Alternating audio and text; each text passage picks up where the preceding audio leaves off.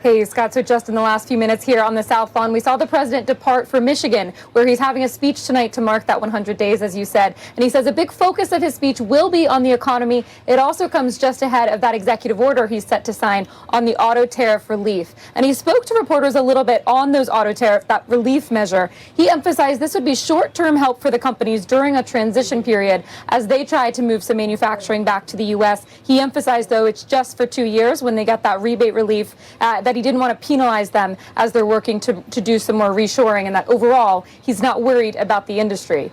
But we are expecting, we do know now, I should say, some more of the details of that executive order, and it's not the clearest relief plan, I would say, that you've ever seen, but there are two parts to this. The first is that the White House says they are destacking the auto tariffs from most of the other tariffs that are left on the board. So that means that if your auto part that you're importing, you will still have to pay a 25% tariff, auto tariff on that part, but you would not have to also pay a steel and aluminum tariff or a Canada and Mexico fentanyl tariff on that part. So it's just the auto tariff that you pay now. There is one major exception, though, which is that if you're importing parts from China, those are also subject to the 145% China tariff. But then the bigger chunk of this is this sort of rebate relief just for the next 2 years.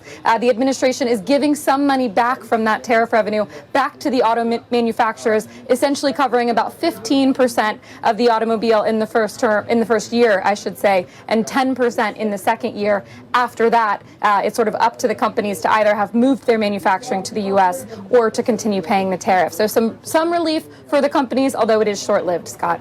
All right, Megan, thank you. Megan Casella, North Lawn of the White House. As you see, another big story today in that building, too.